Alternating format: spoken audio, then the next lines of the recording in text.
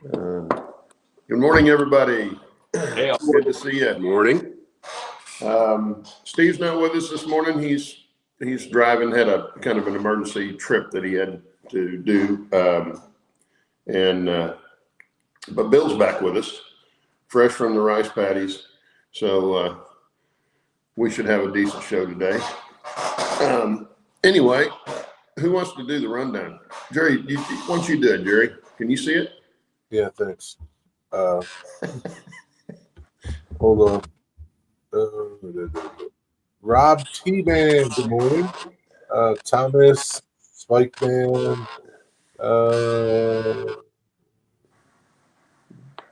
Marcus Sims, you're new, never seen you before. Steve Childers, Otter Creek, Charles Stewart, Hot Dog Andy Pilot, Bernard C., Wigwag, Almar. I'm just kind of scrolling here. CB&Q, Mark over there. I think Steve 87, Floyd Robbins, Gail, Go Via Go Home, Chris, Joe Rader, JBNSF, Jack. Digger Evans, and that's about it. Good morning, everybody. Welcome. Good to see you all. Morning. Well, I don't know what we're talking about today, but it's good to have Bill back with us after, about 3 weeks, wasn't it? Yeah, 3 weeks. And then last week was Thanksgiving. So actually, it's been almost a month because I've been here over a month now. Yeah, I did show your pictures and stuff. In fact, I don't know if I still have them here. I think I do. I saw it. Yeah. So it's been a month since you haven't been on? Yeah, it's been about that. Pretty close. I've been here, and I've been here now for over a month. Wow. Okay, hang on here. Let me see if I can get these arranged where you can actually tell what's going on. Get them all pulled up. So did you get back just as rice harvest was starting? Pretty much. It started about a week after I got back, and then the field that I have there was about another week after that. So it went pretty quick. You have modern equipment, rice pickers that go in, and it only took like 45 minutes to harvest the field. Took longer to load the truck with bags of rice and come back and offload, and then go get more and come back and offload again more than it did to harvest the field. And then it took about 4 or 5 days to dry the rice. You spread it out on the ground on netting and just let the sun get rid of the moisture content. You go out, rake it several times during the day, just kind of mix it up, and then rebag it. And when you want to use it, then you send the rice to, I wouldn't say a company, but to individuals who come take, 3 or 4 bags, go and run it through a thrasher to remove the husks from the rice seed, get the rice. So all of that you see there is actually white rice, different long, medium, and short grains, but it's all the husk that you see it there. So once that's removed, you remove probably about 50% of the volume, but then the bags become really heavy because then it's concentrated with the heavy part of the rice. Right. So plenty there to last me all year for sure. And as we were talking in the pre-show, rice in this area of the country is sort of like gold. It's a commodity where by the time the next harvest comes around, some people are going to use up their supply from their fields. And then you're able to sell excess that you might have. You'd be able to sell it at a little bit of a profit, so you can actually make some money on that. You'd never get rich, but you're able to sell excess, and it's just kind of interesting, all the things I've been learning as I've been going while I'm here. It'll be a rice tank. Uh-oh. Something, but Somebody right now, was backing up. new house, which is, I think, Claude's still showing some of the rice harvest, little Kuboto farm equipment from Japan, I think is what it is, or Korea, I'm not sure. But 3 guys on it, 1 guy running the machine, and then 2 guys in the back just kind of working the bagging part of it. So as each bag gets full, they tie it off and then just kind of lay it down. And then when they come back to the staging area, they'll dump the bags off and then do another loop around the field. So do they actually flood the field? Mother Nature floods the field. So at the start of the season, when the monsoon rains come back, it will absolutely just pour buckets, just like the heaviest downpours you see there in thunderstorms, but it can last for hours. The fields will flood. They have drainage ways established so that they can regulate the height of water that stays in the field. You want to have probably about 6 inches of water that stays in a rice field for the majority of the time that the rice grows. Really? The seeds mature, then after that, the monsoon season's done anyway. It hasn't rained here in like 3-4 weeks. So, and then the fields dry out, and then you can get the harvest equipment in, make short work of it.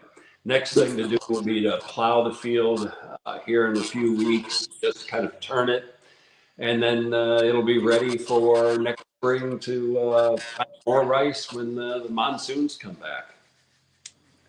Now, when the fields are flooded, as they've been flooded for a while, do you get mosquitoes real bad there? Surprisingly, not. I get chewed up worse by mosquitoes in Virginia and Iowa than I do here. Huh. But here there is a lot of natural little like geckos, little lizards that enjoy eating bugs. So they live everywhere. They're already in this new house that they just got built. That kind of keep the mosquito and other bug populations down. I don't know if my wife would like that, having a reptile taking care of her. She's not a reptile fan, so. Yeah. So Steve, it's a combination. So what they do is everybody grows rice, and it's for their own consumption. But if they've got larger fields and they have excess, then they can sell it to companies for processing. But to process it and actually make money, the rice has to be of one type. Like the field that I've got has got both long, short, and sort of medium grains of rice. So it really wouldn't bring much money coming in if I were trying to sell it. But some people do that, sell it, and that's where a lot of the exports go out. But for around here, it's for personal consumption. And then as you get towards the end of having your rice, then you can start to sell it to folks that have used up their supply. So you can make a little money on it. Sort of micro economies, if you want to look at it that way, at a village scale. Well, that's way more than I needed to know about rice growing. Yeah, that's not aware of it, that's for sure. But anyway, while I'm talking, I'll just kind of talk. So I'm in the new house. The new house is completed. I've been doing detail work like scrubbing the floors and cleaning up the bathroom because painting, they never covered anything. So paint blobs and little paint specks over everything like the tub, and I spent all day straightening that out with a razor. But the house is done. I'll take it just kind of on a Oh, so this is your new house. Hang on here. Yeah, and it'll be short because it's small. So outside of the different time zone, You can't really see a whole lot out there, but this is a nice like patio that is on this house. Nice. Oh, that is house. Okay. Yeah. I So thought we were seeing a reflection there. yeah, and I've got a lounge that I can use out here in the daytime too. Everything in the house is brand new, like new TV. I've got Wi-Fi out here. Got plastic still on furniture because there's still dust and doing work. Nice 5G type Wi-Fi, so good signal. Little bar. Small little kitchen. I got to get a propane cylinder out here. Where I've been at today working has just been in the bathroom. Oh, wow. Bathroom. That's great, man. That's Yeah. nice. The bathtub earlier today was like just paint blebs and a mess. Walls hadn't been scrubbed since the grouting was done. So a lot to do on that. And then let's see here. That's like perfect, man. This is nice. This is nice. And then in here, bedroom, brand new bed, closed cabinets. There's a nice split unit for AC. No need for heat. Nobody in Thailand, at least anywhere around here, has heat. So 'Cause you don't need it. basically, Bill, like 3 months ago, this was nothing, right? This 3 months ago, right where I'm sitting, I had a very large burn pile for where I was doing cleanup work around the main house. Wow. Debris, stuff from years, and I was having bonfires right where I sit right at the moment. So Those all guys of are it fast. started in late August is when the beam went up that I sent the picture to Claude, I think. Yeah. The concrete post. And, essentially it was finished up here just a couple of days ago. Wow. And then what I'll do is I'll move into the house officially on December 25th. It's a lucky day here in Thailand. I've got everything in here. I'm cleaning, getting stuff done. There'll be a big party with neighbors to dedicate the house, bless the house. And then I will take the old bedroom that I had, which has, again, an air conditioner in it. The bed will go into the bigger part of the main house. A closed cabinet will go out. I'll keep my little itty bitty desk in there. That's going to be the model railroad room. So all of the N scale stuff that I took in my suitcase, I will be able to start doing some actual modeling here shortly after the first of the year. What I still have to wait on a little, and we were talking about it, is that there's a spot by where I park the truck. Oh, thumbs up. Where I park the truck that the rice is in. And having that area blocked off with like wire mesh security, door where I can lock, it's keep the rice secure. Apparently, occasionally somebody will steal rice. It won't steal your stuff, but they'll steal your rice. Yeah, so I will, I'm building this cage where the rice is at now. I've got plenty of room. I'll get some pallets after I'm done, put the rice on it. But then I can put some shelves also in there. And then I can start to go crazy on actually buying tools so that I can start to build the N scale layout. Got a couple questions there, Claude. That's near here, and I'll be able to get like a compound miter saw. I'll be able to get a chop saw for metal tubing. I'll be able to get a variety of other pieces of equipment that I want, including an air compressor. And then I've got tools that I'll be able to use, and I'll be able to put those things in plastic totes and then put them in shelves in the area that I can lock. And then I'm also going to get a security camera and other things, again, just to kind of keep my eye on that spot like I'm watching my home in Iowa remote from here. Then I can put and start doing the model railroad, because I'll have essentially what's a 10 by 12 bedroom. So with an N scale, I can do a nice one. And what I'm going to do is I'm going to do like a double track main line where it's probably going to loop around itself a couple of times, sort of mountain scenery. And then once I get it farther along, I will open it up for school visitation. So I'd sent Claude a note, I think a few weeks ago, saying that, I had some interesting news. Some of the people here, again, they've never seen model railroads, layouts like what we do.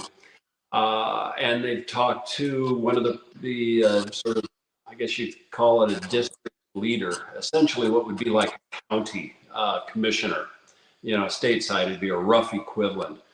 And they're looking for tourist type things and educational things for kids. They're wanting to have attractions that people can go see and, learn something and see something different than what they see normally. So the local government is already interested in seeing what I can come up with. And the layout that I'm going to do will be sort of a demo layout. It's sort of, I've been thinking it through, like I said, I've got an idea of track plan, rough one. I'll have some scenery done, some not, so that I can show stages of construction. I can do sort of STEM type educational pieces, talking about, electricity, electric motors, talking about like steam engines, how steam power operates, like little museum displays to kind of make it educational. So this has the potential that in the years to come of expanding from what I've got here to potentially getting another building, again, with potential government help in the city that's not too far from here. It's an easy drive, and build a larger model railroad and make it an admission, make some ka-ching off of that. Sell some food, have some other things for kids to come in, look at, and maybe other activities for kids to do. So this has the potential to, go big, relatively speaking, here in the upcoming future. We'll see what happens, but there's a lot of interest in it from the locals, just because, again, they've never seen anything like it. So the model railroad community that, we belong to and we have fun with is something that just isn't here. I'm sure there's people that have model railroads because there's 2 big hobby shops in Bangkok, but it's more excuse me, European Kato type things where, layouts would go on a table, and then at the end of the day, they get put back in a box. So this is going to be fun. This has some potential for the future. So I'm kind of excited about it. Yeah, Anthony wants to know if you're in the boonies or in a town. I am in the boonies. So I am in a community, a village, Bangkok, which is about 70 people.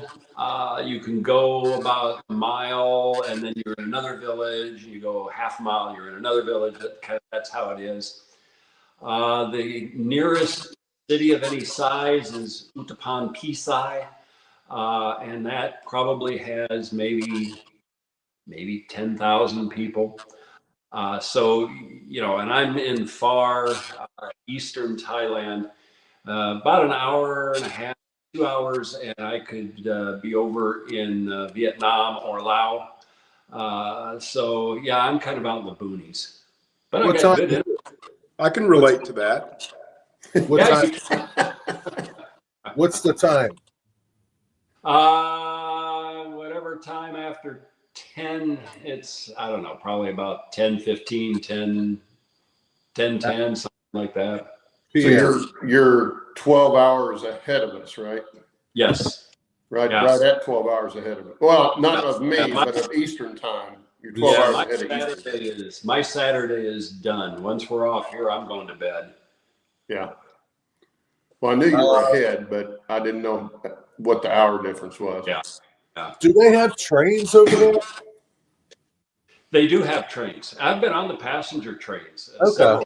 And they're pretty nice, to go between Uttapan Pisai and Bangkok.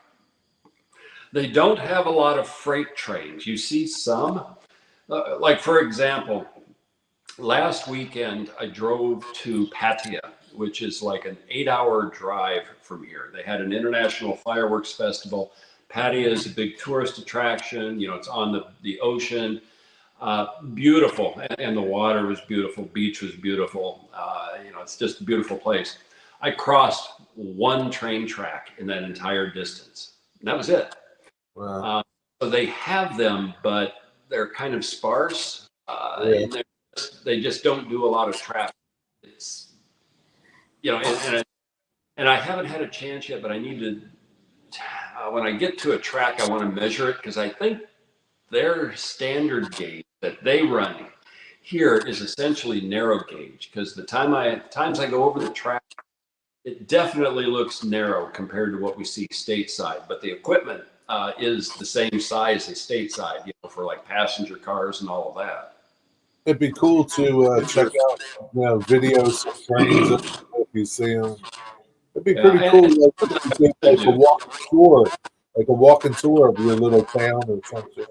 Yeah, I can do that. I can do that. And something I want to do in the future too is I want to go to Bangkok. I wanted to go to the hobby shops. I still haven't been to the hobby shops. I've looked at them online and they look pretty good.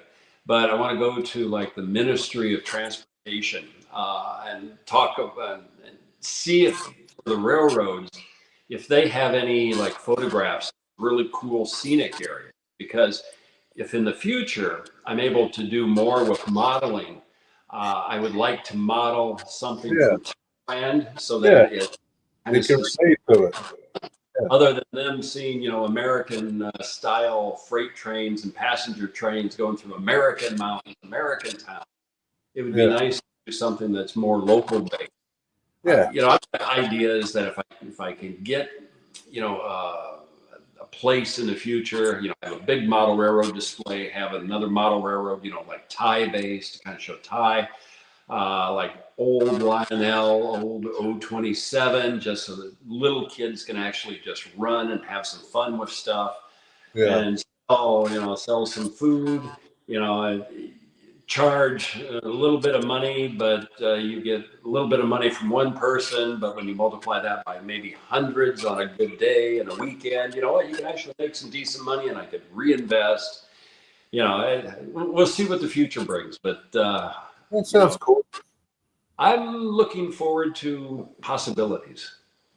You got enough work to do on your own, but yeah, it sounds fun. Yeah, well, once I get the big stuff done over in the house, then that's it. Landscaping, already been doing a lot of landscaping around this house. It's easy. Again, you know, you're in the tropics, you take a tree or something that you buy, dig a hole, dump it in, water it, it's going to grow. Just as long as you water it, that's the main thing right now at this time of year. Yeah. Well, I don't see any other questions. Anyway, and somebody said something here, and I meant to say this at the top of the show. You probably noticed the thumbnail on today's show.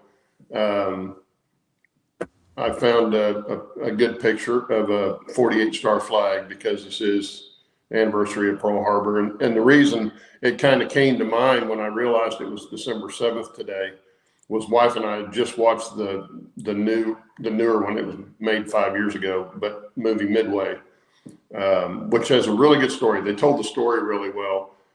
Their CGI was garbage, but all their flight sequences and stuff were so unrealistic it wasn't even funny. But the rest of the movie was good. But anyway, that's kind of what brought it to mind, and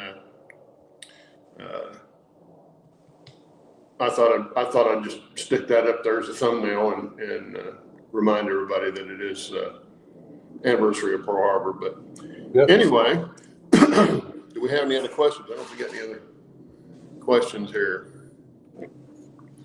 I don't see any.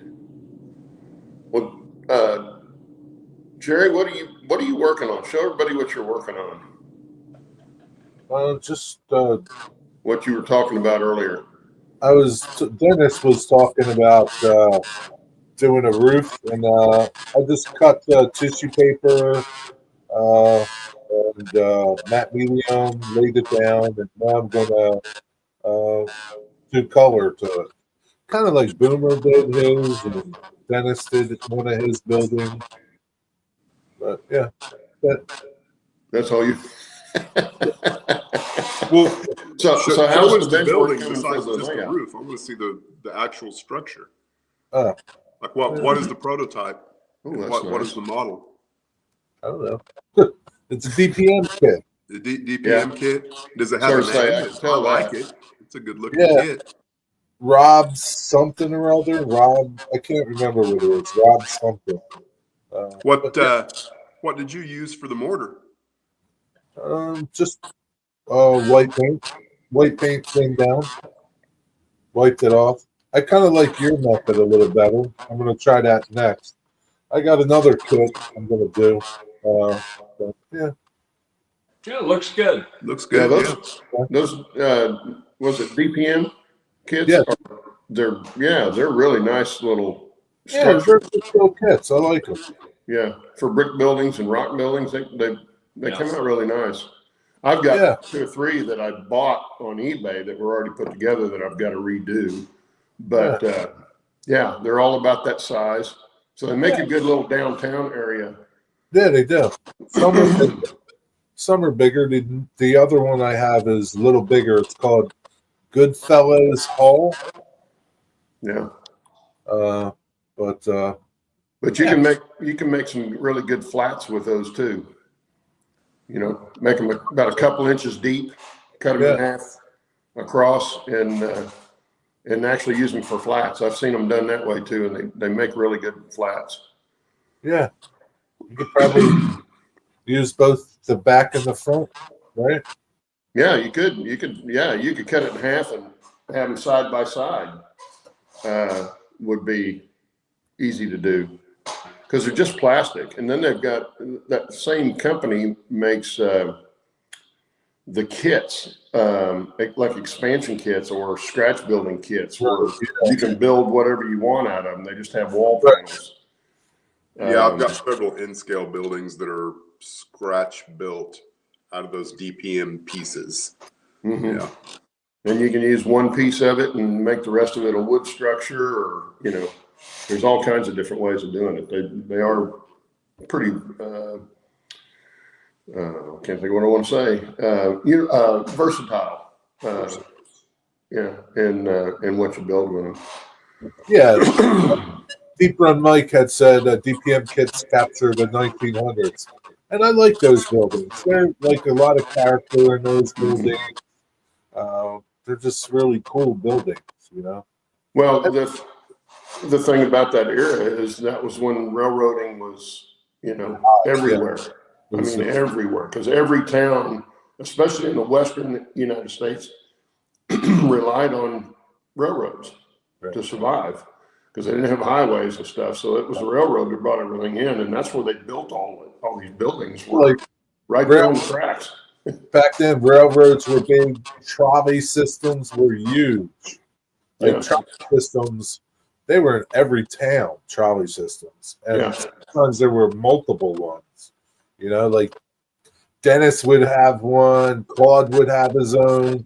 His little company, and it's crazy. Like, trolleys are huge, but yeah, I like those. And those kits, that time frame, still you could build it and put it in your modern railroad because those buildings are still standing. Yeah, I mean, you can't go through any town probably within 100. I don't know that you could go through any town without going through Main Street and seeing something that is directly reflective of what those DPM kits look like.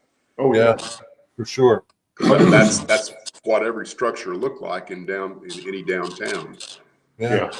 Well, and there again, you can if you search around those buildings enough, especially like here in Oklahoma, because when they took the railroad out of a particular area, they didn't necessarily take all the infrastructure of that out. So you'll see tracks still there, or other loading docks or something like that were obviously for railroads.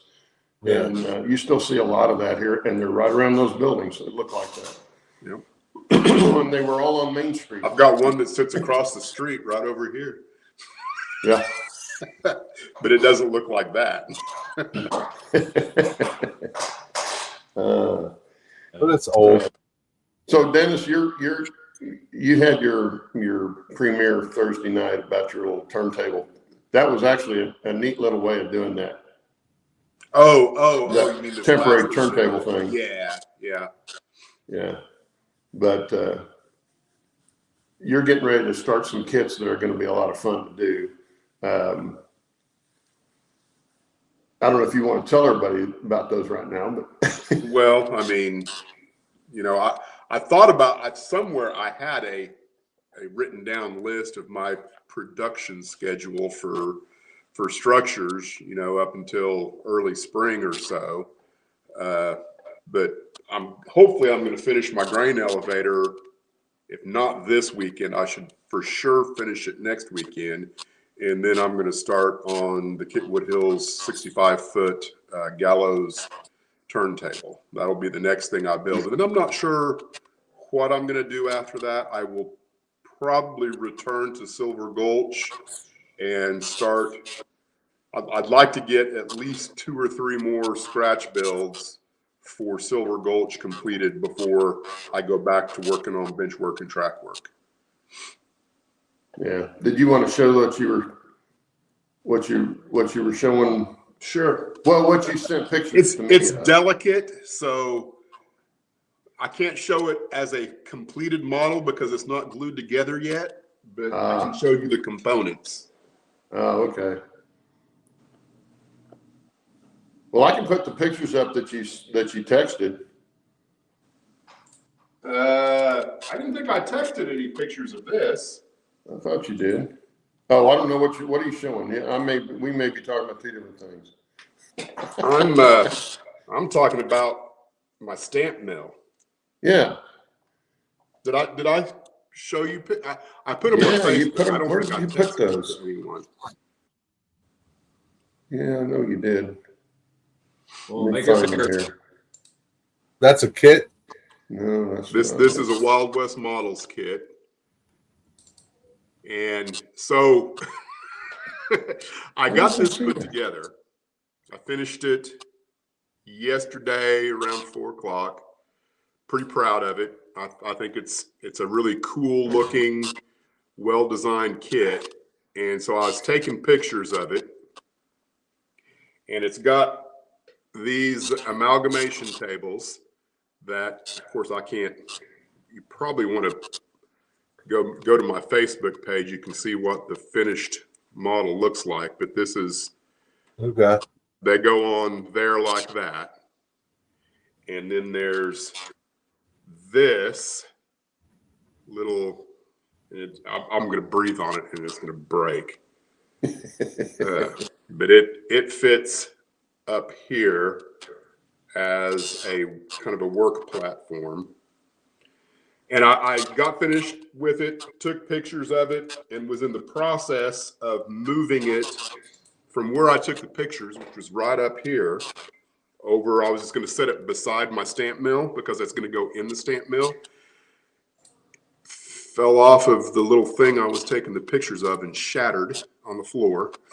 So that's why the work thing is not on the stamp mill at the moment, because I thought, I'm just going to leave that off until I feel like I can want to glue it back on. And what are you using to glue it all together? For the most part, I use super glue. Okay. I don't think it really matters too much. I think either super glue or yellow glue, you just kind of have to be careful about how you go about doing it. If you stain everything first, I actually probably prefer the wood glue for wood. I think if I were doing it again, I was kind of impatient. I like when you can glue super glue, you can kind of continue working a little bit quicker. Yeah, the one thing about super glue, but I think glue, it's definitely more brittle, and I think it breaks easier with super it's brittle. glue it breaks than with easier. the wood glue. Absolutely. Not a really good bond, I think on this doesn't piece, become fun. Do what? It doesn't become one. Like, if you use Correct. wood It's glue just the with glue wood, holding things together. Right. it solidifies. It becomes one. Yeah, I think Boomer calls that a mechanical bond. Yeah. I don't know. I don't know the technical Yeah. things about that, but I think when I put, damn it, sorry.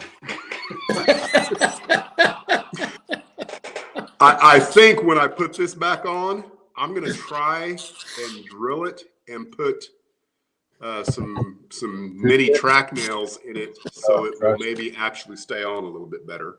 Oh yeah, that'd be cool.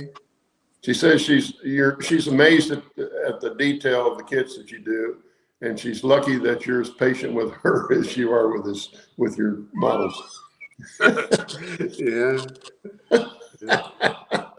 Now, have I showed my grain elevator? Were those the pictures you were talking about? No, I think I must have seen it on Facebook. You did? Okay. I think it came up in one of the little in-between things on I Facebook shared it early this morning. or YouTube on or something. On my Otter Creek. I saw it somewhere because you had all the pictures all the way, all the different pictures of it. But what it's supposed to look like. Yeah, after you put it all together. And, we were talking earlier about wet on wet. This is a pretty good example of how wet on wet painting works. This is the amalgamation table. I'm not 100% sure that really have no idea what one of these tables would actually look like. I believe that it's a tin that has some kind of coating on it.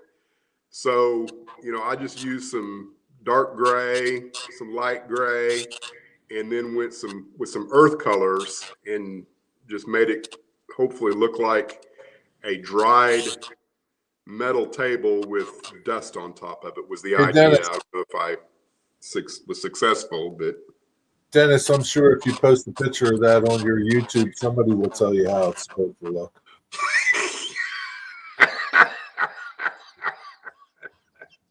No doubt about that. Yeah. Next Thursday, I will find out what this should have looked like and what I did wrong, but that's okay. Yeah. Well, good. Jerry. Yeah. Well, you can actually probably find pictures of it because I know I have seen somebody post. I looked, and the only thing I could find was a video of one in working. Yeah. And so you had all of the mud and stuff coming down, but you couldn't see what looked like on the underneath side. So, and no one's ever going to see it anyway, right? You will be able to take the roof off the stamp mill. So you might look in there one time and go, oh, that's cool. But, everybody that knows really what it's supposed to look like is dead. Do what? Everybody that knows what it's supposed to look like is dead. Probably. Probably. Yeah, because any of them you see now, except for the video, I think I saw the same video that you saw of one in operation. But any other pictures you see of them are of some that haven't been used in years. Right. So it's going to have all kinds of stuff on it that you wouldn't have been there while it was in operation. Yeah, and the other pictures, the other pictures are all in black and white. So, that doesn't really help you with what colors would have been on there. And that's another thing that eventually, if anyone knows, I would love to know what. So you've got the overburden that comes out of a mine, the stuff that you're not going to make use of at all. You just have to get it out of your way. The trailings, yeah. Well, no, the trailings have ore in them. Once you've extracted the ore in this process, then what's left over is called trailings, and they're in a different pile, right? What actually went into a gondola? I can never remember. Yeah. Correct me. So what if I want to model a gondola load from a gold mine, what does it look like? You certainly can't find color pictures today of what one looked like. You can see what the trailings look like because they still exist, but the trailings didn't go inside the gondola. So what would that load have looked like, or was that the overburden that they were getting out of their way and it went somewhere else and got dumped? So I wonder, like, you can go to, like, there's modern day gold mines. I'm sure the process is like, everything is still kind of the same, right?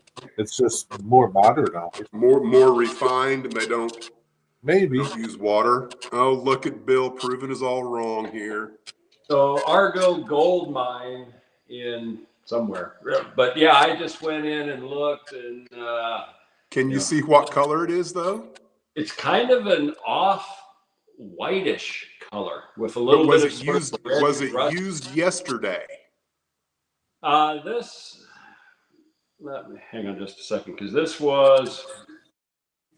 There was a couple of different pictures in here, and it's like Argo, gold mine, and mill amalgamation tables. So I think this is a museum, maybe. I'm not really Yeah. sure. Probably.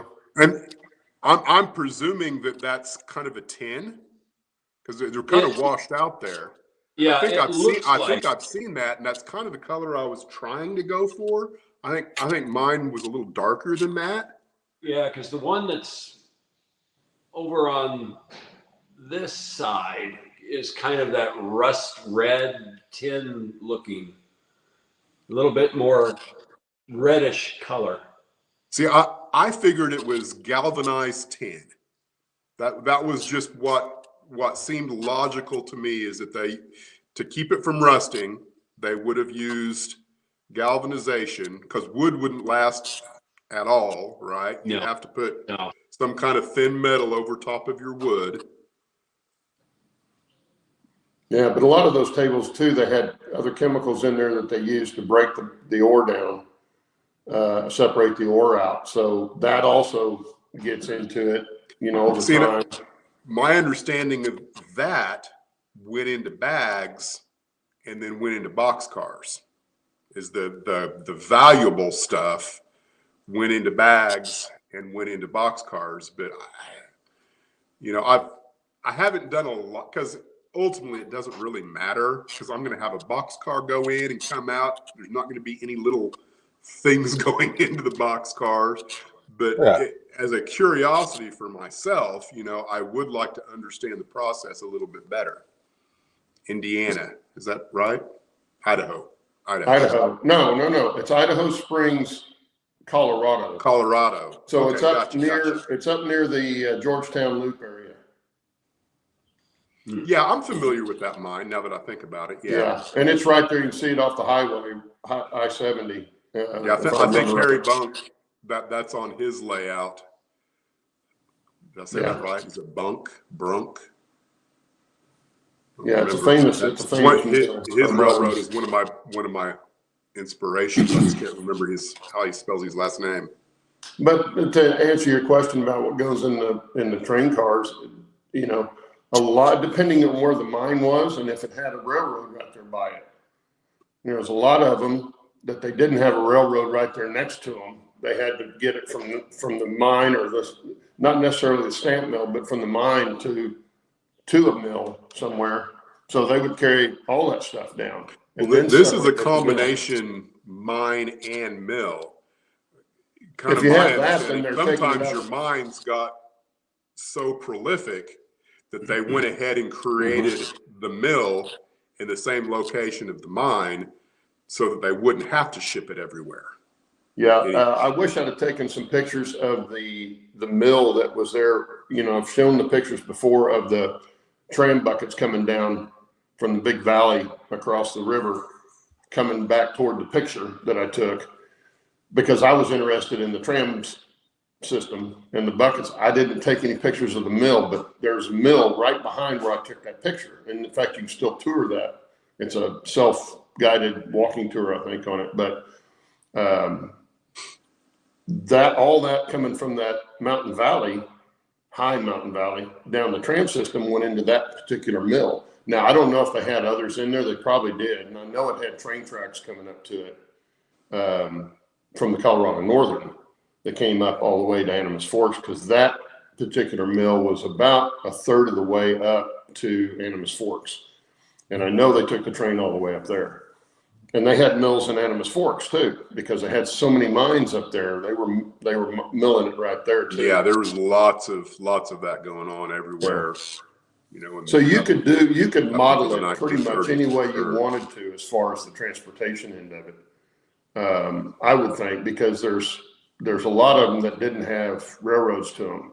There's like on the east side of Engineer Pass, railroad didn't get up that far, at least that I could tell. I couldn't see any remnants of a railroad bed or anything coming up that east slope of Engineer Pass, and yet there was a mine just below the top of the pass, because there's a big boiler laying out there that they used, to run the mine, and train old trailings and stuff like that. Mm-hmm. So I know there was a mine there, but couldn't see anything about train. Now they could have come up the same way we came up, but that was pretty windy. They'd had to really done a lot of switchback stuff, and I didn't see a lot of evidence of a train switchback. So mules and wagons, sir. Yeah, I'm sure that's what it was. Yeah. That's another thing that, of course, I don't have any way to share it, but there was in Leadville, there was like a series of 4 tracks next to the main line. And according to the maps, the, what are they called? The insurance maps? Sanborn. Yeah, the Sanborn insurance maps. They're labeled ore docks. And I'm just wondering, what in the world was an ore dock? Is this some place where you brought ore in a wagon, loaded into a car, or is it just the opposite, where ore cars came in and loaded back out? There's all kinds of little things that I would like to know about the process of mining, and I guess I just need to do more research. Yeah, because it's out there, I know. Yeah, there's got to be some museum or history, something somewhere. Well, here's some of the pictures I took when we went to up to Silverton. Let me get this on here. This first one is actually the hotel we stayed in, but you can see the brick on there looks just like one of those DPM kits. Yeah. It's identical. That looks like one of the hotels that I'm going to build for Silver Gulch. Yeah. This is the Grand Hotel there in Silverton, where we stayed. And let's see, I've got some others here I can. I like show those. you that are kind of related. Oh, I get that stupid thing up here. Okay, as far as the, let me see what we can get on it. Okay, this picture is pretty obvious as far as how they move stuff around. Okay, you can see the mine up here, and you can see the switchbacks right here coming up. And it went over further to the right of this picture, but you can also see where it comes back this way and catches this slope here that came up to the top of the mine. Yep. So they went both ways. There's another place on this, another spot, a famous spot actually. And I've got a picture here, but I'm not gonna try and find it for you right now.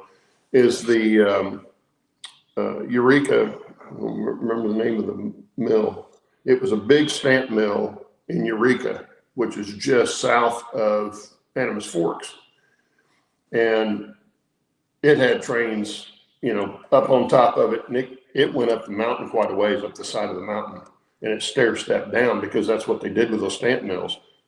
break, dump it in up here, break it down, break it down, break it down. As it went down and start separating it out. And then at the bottom, they'd ship it out on the trains. And there's a really good picture. I'll try and remember to get it up there for next time, because I don't know, it's in that group of pictures. I'm going to take me forever to find it probably, but it goes right there with what we're talking about as far as transporting the mine stuff. But I still had the feeling that just about any way you want to transport mine stuff, whether it's equipment to the mine or mining materials residual out of there, yeah, you could do it pretty much any way you wanted to, because they had that, and not every mine had a train to it, so they had to get it there somehow. Yeah. Well, eventually I want to build some loads for my gondolas. Yeah. But I just, you can find video after video of how to build a coal load, right? But I'm not going to be taking coal. I mean, there might be some coal going in, yes, because there's going to be a boiler associated with making the whole thing work. So there has to be coal there. But, I guess it's just dirt, right? I can just build a load that looks like dirt and call it good. I don't know. Yeah, because depending on what they were mining, depended on what kind of rock was around it also. I mean, Bill can tell you that. That would vary depending on where it's at. Yeah. So like Red Mountain, Colorado, Ironton area, that's going to have a lot of red rock in it, because there's just so much iron in that deposit there. So you're going to get a lot of that in your shipment to the mine. I mean, to the mill, because their main mill there was in Durango. Durango had a huge mill that I don't think is there anymore, because I think it was south of the main town there, and that's not there now. So, but I've seen pictures of it, so I know they were pulling it all the way down to Durango. But up the Animas Forks Valley, they had mills, at least preliminary mills, up by the mines in Animas Forks, and then they had the big one halfway down in Eureka to Silverton, and then of course they could take it on down to Durango and finish it out. I don't know anything about the history of those. I just know from the pictures that I saw and what I saw the remains of them. But to me, it's pretty interesting stuff. If you're wanting to model mining and railroading and around mines and stuff, it's pretty cool. You can go a lot of different directions with it. I don't think I'm just looking at some of the comments to see if we're missing anything, but I don't think I have any books on all that kind of stuff, but here's one from Bernard. And that has a lot of mining history, some early preserved history. Tonopah, Goldfield, Virginia City, of course, still a lot of the middle of nowhere. Yeah, exactly. I've been through Tonopah. When we went out to see Steve, we drove through there. We didn't stop, but yeah, it's out in the middle of nowhere. gold should have some granite in it, is what Steve says. And silver's going to have a lot of green tint to it. But, there's some of the mines that they pulled silver, lead. What was some of the others? What's some of the other stuff that goes in with silver and lead, Bill? Tin? Well, they'd make tin, but you could get a variety of other different metals. Again, it just depends upon what geologic environment the deposit was originated from. You're going to have, most gold, unless it's a placer deposit, is going to be associated with quartz. Yeah. Quartz can be associated, cracks, voids, seams, could be with granite rocks, other metamorphic rocks, could even be in sedimentary rocks. It just depends, but most gold in place is going to be associated with quartz. Mm-hmm. Yeah, so there's all kinds of stuff, and to model that on a small scale, I just used I've just used different colors of ballast in my in the buckets on the tram, but those buckets are really small too. But I did the same thing on the other mine that I had, where I've had, you know, I've got some residual still laying there. I just took some different colors of ballast and spread it around. And, you know, who's to say it's not what it would have looked like? You know, unless you had a specific mine in mind, historical mine. That's to me is the fun part of modeling, is you can make it look, if it looks like it should have been there, good enough. It seemed to me like the trailings I saw up and around Leadville were kind of a cream and some red in it, a little bit of both. Yeah. It's been a while. I might be misremembering, but I do have pictures of that. Yeah, most of the stuff up around Animas Forks, and there's a lot of it because there's so many mines, and even the prospector holes, a lot of those had that cream color. And I didn't ever go up to it and see what it was. I should have, and I wish I had, but we just were running short on time. So I didn't get to stop and actually go up and physically grab any of it. But I don't know. So I don't know what kind of rock it was or anything else. But it is that kind of a cream, kind of a manila color. Both got a picture here. Yeah, even though you can't see it, again, just a quick search, and I'm not sure what the load is, but you can see, like you're talking, it's a light colored rock for sure.